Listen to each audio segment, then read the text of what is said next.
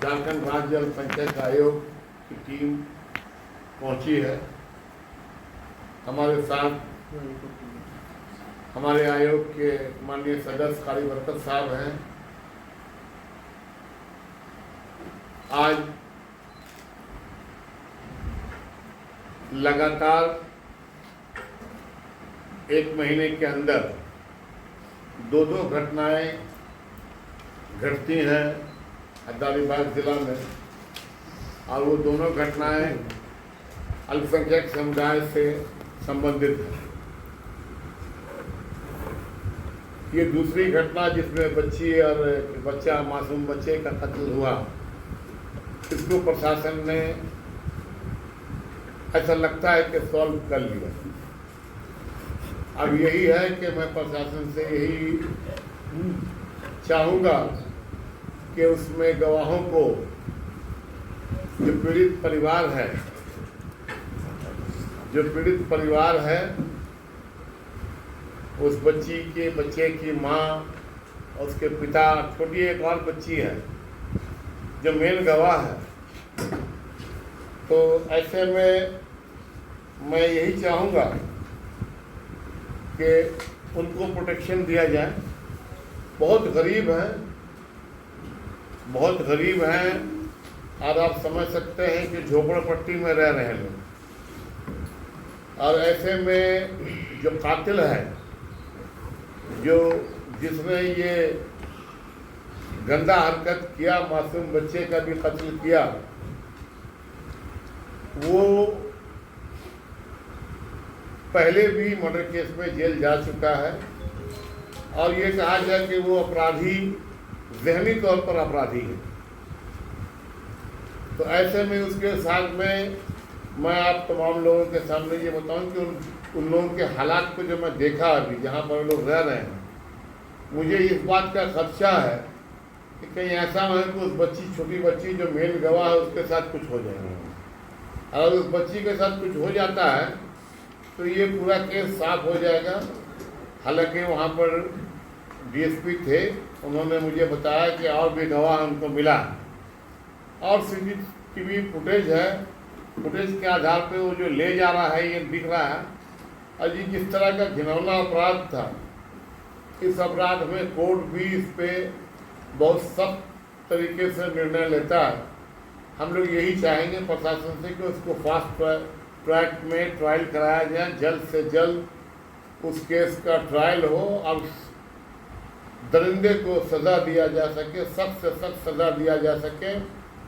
इसलिए कि पहली नज़र में तो ये बात साफ हो गया कि उसने कत्ल किया है, जैसा कि प्रशासनिक पदाधिकारियों का बयान है, और उस पीड़ित परिवार को जिला प्रशासन अपने तौर पर सहयोग करे। मैं भी सरकार में इसके लिए रिक्वेस्ट करूंगा, और जिला प्रशासन हमारे डीसी साहब यहाँ पर उनको किसी भी योजना के तहत एक आवास दे, कम से कम सर छुपाने के लिए उसको जगह दे, क्योंकि वो झोपड़पट्टी में वो लोग बच्चे रह रहे हैं, और ऐसे में उस झोपड़पट्टी को कोई कुछ कर दे, जहाँ पर बिल्कुल वीराने में पड़े हुए हैं। तो मैंने पहली बात यही कही वहाँ पर शासन के जो पदाधिकारी थे, पुलिस पदाधिकारी थे, कि इस परिवार को आप प्रोटेक्शन दीजिए, इस परिवार को प्रोटेक्शन दीजिए, रहने के लिए छत दीजिए कहीं पर ऐसी जगह में, ताकि ये लोग केस की गवाही तक मौजूद रहें, सही सलामत रहें, बाद में भी सही सलामत रहें। तो मैं अपने तौर पर भी, हम लोगों ने मदद करने की कोशिश की, और ज़ाती तौर पे भी हम लोगों ने मदद किया, लेकिन मैं सरकार से भी इस पर निवेदन करूंगा, और हम लोग अपनी रिपोर्ट जाकर रांची में राज्य सरकार को पेश करेंगे, जिसमें यही निवेदन करेंगे कि उन लोगों को सहयोग किया जाए। और यहाँ पर जैसा कि बात हुई है यहाँ के मकामी लोगों से कि किसी योजना के तहत उनको मकान देने की बात शायद डीसी साहब ने की है, तो अगर इस तरह की बात है, अगर नहीं है, तो भी मैं यही चाहूँगा कि उन लोगों को आवास दिया जाए, उन लोगों को सर छुपाने की जगह दिया जाए, और उनकी आर्थिक मदद जिला प्रशासन अपने तौर पर कर रहे, राज्य सरकार से भी हम लोग मदद करवाएंगे। ये एक घटना है जो लगभग क्लियर है, लेकिन अब इसमें गवाहों का और पीड़ित परिवार का किस तरह से प्रोटेक्शन होगा और किस तरह से इस केस को जल्द से जल्द ट्रायल करा के सजा दिलाया जाएगा, ये पुलिस का काम है और हम लोग भी इस पर नज़र रखेंगे। और ये कहें कि अभी तक की गई कार्रवाई में, इस मर्डर केस में पुलिस द्वारा की गई कार्रवाई में मोटा मोटी हम लोग संतुष्ट हैं। आगे उन पीड़ित परिवार की हिफाजत हो और उन लोगों जो भी गवाह और भी हैं उनको भी सामने लाकर उनकी गवाही भी करवाएं, उनका 164 का बयान करवाएं, उसका TI परेड करवाएं, जो भी जितनी भी कानूनी प्रक्रिया है उस प्रक्रिया को फुलफिल करें ताकि उसको सज़ा जो है वो किसी भी हाल में सज़ा हो सके। ये है आपका अभी जो लास्ट केस हुआ, दूसरा केस बच्ची का। इसके बाद एक बच्चे का, यंग लड़के का बॉडी मिला, उसमें प्रशासन की खामोशी सही नहीं है। और मुझे लगता है, मैं काफ़ी देर से वहाँ के लोगों से, आए हुए लोगों से बयान सुना, बहुत सारा फुटेज देखा, बहुत सारी चीज़ों को गौर से समझने की कोशिश की और कुछ लोगों ने, इससे पहले भी आयोग की टीम आई थी, हमारे माननीय उपाध्यक्ष परमेश चलवन साहब आए थे और ज्योति मधारू जी आए थे। प्रशासन ने उसमें 7 दिन का समय मांगा था कि सारी चीज़ों को हम लोग जनता के सामने ला देंगे। लेकिन अफसोस की बात है कि आज भी पुलिस गोल गोल घूम रही है और कहीं भी इनका अनुसंधान सही जगह पर नहीं पहुंचा है और जिस जगह पर पहुंचाने की कोशिश कर रहे हैं वो कहीं ना कहीं वो डाउटफुल है। इसलिए कि यहाँ पर कोई पुलिस का मुखबिर जो थाना चलाता है, किसी भी तरह का फैमिली का मामला होता है तो वो वहाँ पर बैठकर डील करता है। उसने परिवार के लोगों को गुमराह किया, और उसी पुलिस के मुखबिर ने, जो पुलिस के वहाँ थाना में बैठकर दलाली करता है, जैसा कि हमें परिवार के लोगों ने और वहाँ के मुकामी लोगों ने बताया कि उसने बहुत गुमराह किया। बहुत सारा कॉल रिकॉर्डिंग इन्होंने दिखाया, वॉइस रिकॉर्डिंग दिखाया कि एक लड़की के भाई को दिल्ली फ़ोन करके कह रहा है कि 50,000 रुपया हमको दिलवा दो, हमको पता है कि लड़की कहाँ है, हम खोज के ला देंगे। इस तरह की रिकॉर्डिंग भी आयोग के पास पहुँची है। मैं सारी चीज़ों को, जिन जिन लोगों ने जो जो बातें बताई हैं, मैं कोई हवा में बात नहीं कर रहा हूँ, मैं तमाम लोगों का वीडियो रिकॉर्डिंग किया हूँ। सारे बयान को, जिन लोगों ने वो ट्रिपल मर्डर केस में जो जो बयान दिया, मैंने उसको वीडियो रिकॉर्डिंग किया और जितने सबूत दिए हैं वो सबूत भी मैंने हासिल कर लिया है, वॉइस रिकॉर्डिंग हासिल कर लिया है। इसमें पुलिस द्वारा बीच में बताया गया था कि इसमें 3 नहीं 5 लोग हैं जो लोग एक साथ मूव कर रहे हैं। 5 लोग हैं, एक लड़का एक लड़की और भी है। तो आज तक पुलिस ने उस लड़का उस लड़की का पता क्यों नहीं चलाया, वो जिंदा है कि मर गए हैं, उसकी भी जानकारी आज तक आवाम को क्यों नहीं दी कि 5 लोग थे। ये बयान पुलिस के किसी थानेदार का है, इस तरह की बात लोगों ने बताई, मेरे पास वीडियो रिकॉर्डिंग है।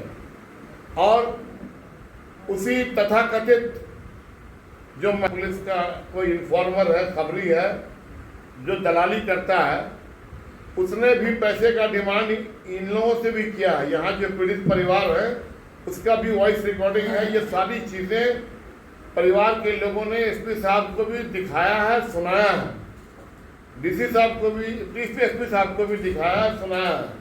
तो कई सारे सबूत जो परिवार के लोग बता रहे हैं, जैसे कि बाल का एक तरफ का मूंछ काट देना, ठीक है, जो फुटेज है डेड बॉडी का।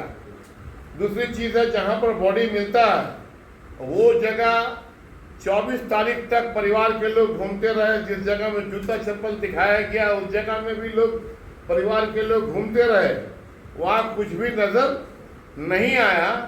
इन लोगों को गुमराह करके दूसरी तरफ बुला लिया गया। अब इसके बाद 27 तारीख को भी पुलिस द्वारा सूचना नहीं दी गई परिवार के लोगों को। जब वहाँ भीड़ लग गया, आसपास के गांव के लोग जम गए 27 तारीख को, तब जाके इन लोगों को गांव के लोगों से सूचना मिली कि वहाँ 3 बॉडी मिला। तो कहीं ना कहीं ये सारे वाकयात को बताने के लिए मैं ये कहूँगा कि आयोग की जांच टीम इस ट्रिपल मर्डर में पुलिस के अनुसंधान पर, पुलिस के अनुसंधान शक के दायरे में है। कहीं किसी को बचाने की कोशिश हो रही है, कहीं मामले को घुमाने की बात की जा रही है। देखिए, मैं ऐसा नहीं है कि पुलिस कहीं अच्छा काम करे तो मैं तारीफ ना करूं। जिस केस में अच्छा काम पुलिस ने किया इस बच्ची और बच्चे के मामले में, मैं कहता हूँ सराहनीय है, मुबारकबाद के मुस्तहक हैं हमारी पुलिस की जो लोग इन्वेस्टिगेशन में जो लोग टीम लगे हुए हैं, और बहुत जल्दी उसको पकड़ लिया, पकड़ के उसको जेल भेज दिया गया। लेकिन इस ट्रिपल मर्डर में अभी तक रिपोर्ट का नहीं देना, और जितनी बातें सामने आई हैं, थाना में कौन सिविलियन चला रहा है और उसकी गिरफ्तारी भी की गई, उसके बाद फिर उसको छोड़ दिया गया। एक और महिला है, मैं पत्रकार बंधुओं की तवज्जो चाहूंगा, बड़ी जरूरी चीज बताने जा रहा हूँ कि जो जिसमें एक लड़का एक लड़की को पुलिस सामने लाए कि एक जोड़ा और लड़का लड़की कौन था, और परिवार के लोग भी कुछ लोगों की तो शक के दायरे में ला रहे हैं कि कौन लोग थे। इनके एक जिस जो लड़का मरा है उसके भाई की शादी हुई थी और उसका डाइवोर्स हो गया था। जिससे डाइवोर्स हुआ था उसमें जो दूसरी जो पांच जो बता रहा है उसमें एक जोड़ा लड़का लड़की गायब है, उसमें एक लड़की की निशानदेही ये लोग उस पर कर रहे हैं, जो दूसरे भाई की शादी हुई थी और डाइवोर्स हो गया था। तो पुलिस को तमाम बिंदुओं पर अनुसंधान करना चाहिए। आंख मूंद के बैठे रहने से एक तरफ अगर कहीं पर किसी के बताए हुए चीज पर विश्वास करके सिर्फ अगर अनुसंधान का दायरा ले, तो मेरे ख्याल से आयोग की टीम इस केस में राज्य सरकार से अनुशंसा करेगी कि किसी अन्य इंडिपेंडेंट एजेंसी से इस केस का अनुसंधान कराए। बहुत बहुत शुक्रिया।